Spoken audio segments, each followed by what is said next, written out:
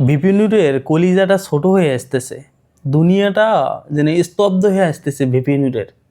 কারণ তিনি কিন্তু দুই দিক থেকে স্পট ডেট হবেন।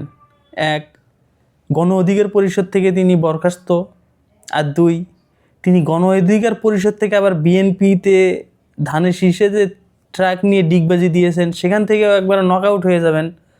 এমনিতেই তার যে আসনে সেখানে কিন্তু স্বতন্ত্র প্রার্থী বহিষ্কার করা সত্ত্বেও সেই প্রার্থী নির্বাচনে অংশগ্রহণ করবে।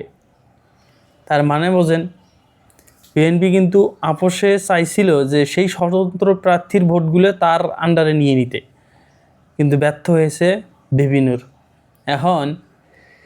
তিনি এখন ইনিয়ে বিনিয়ে কথা বলছেন, কারণ তিনি সাজেশন দিচ্ছেন, লোককে জ্ঞান দিচ্ছেন যে আপনারা টাকার বিনিময়ে বিক্রি হইয়েন না, আমাদের দিকেও একটু দেখেন।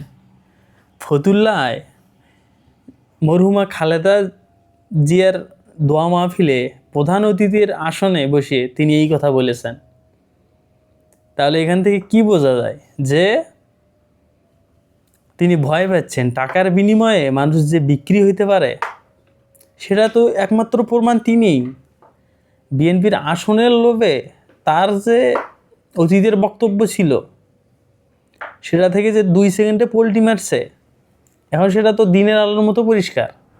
কারণ মানুষজনকেও সেই মতো ভাবতেছে, এখন আমি নিজে যোগ্য হই আর না হই, আমার তো যোগ্য হওয়া লাগবে না, মানুষজনের টাকা দিয়ে ভোট কিনে নিতে পারবো, কিন্তু সেই ভোট টাকা দিয়ে যে কিনবো সেটাও তো নিশ্চিত না।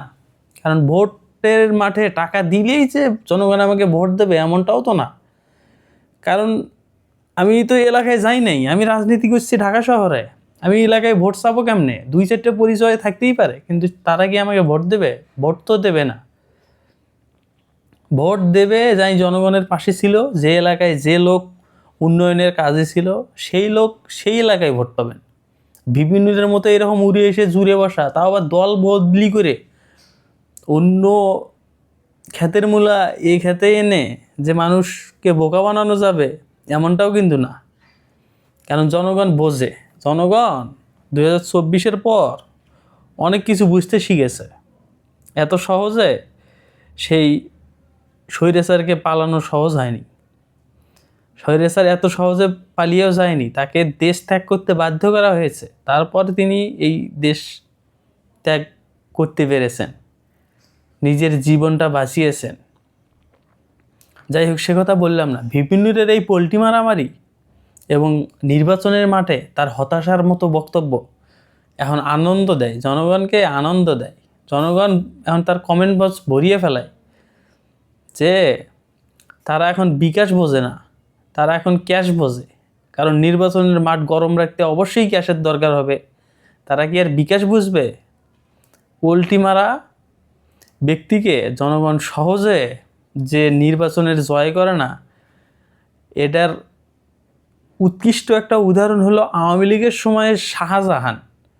সেই সময় বিএনপির চরম এক দুর্দিনে শাহজাহান 2024-এর নির্বাচনে পোল্টি মেরে নৌকায় উঠছিলেন। জনগণ কি জয় করছে? জয় তো করে নাই। তার যে হ্যাডাম, তার যে বন্দুকবাজি জনগণ কিন্তু মনে রেখেছে। জনগণ তাকে কিন্তু পরাজিত করেছে, এবং 5ই আগস্টের পর তার তো খোঁজ খবরই নাই। এইরকম দশা হবে ভিপি নুরের।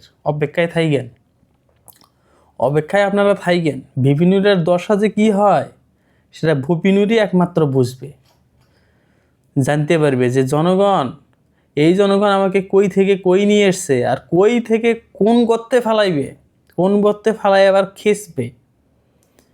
কারণ জনগণ পোল্টি মারাকে সহজে সমর্থন করে না। জনগণের কাছে পোল্টি মারার কোনো স্থায়ী একটা সমাধান নাই। তাদের স্থানে একবার নর্দমার কোনায় হয়, নর্দমার পানিতেই তারা হাবুডুবু খায়, কোনোদিন জনতার সারিতে এসে জনগণের সেবা যত্ন করতে পারে না। যাই হোক, ভিপি নুরের এই কলিজা পড়া ফাফড় দেখে ভাল লাগছে, এবং ভাল লাগছে ভিপি নুরের এইরকম একটা বক্তব্য শুনে। তিনি তো টাকার রাজনীতির মধ্যে টাকা বিলাইবেন, তার কি টাকা পয়সা কম আছে? তিনি তো ইসরায়েলের এজেন্ট হিসেবে কাজ করেন বাংলাদেশে। ছবি দেখেন না কিছুদিন আগে ভাইরাল হয়েছে যে আসলেই কাজ করেন এবং সেই টাকা যে দলের পিছনে খরচ করেন সেটা তো রেজা কিবরিয়া বলেই দিয়েছে যে ইসরায়েলের টাকা দলের পিছনে খরচ করে সেই দলে সে রাজনীতি করবে না। তার মানে বুঝেন, তার দলে তো রেজা কিবরিয়া কিন্তু বিভিন্ন দলে ছিল না, ছিল তো। তার দলে থেকে কিন্তু এই কথা বলে তিনি পদত্যাগ করেছেন এবং পদ পদবি পাওয়া সত্ত্বেও। তার মানে বোঝেন। যাই হোক, কিছু জানার থাকলে অবশ্যই একটা কমেন্টে জানাই দিবেন। ধন্যবাদ।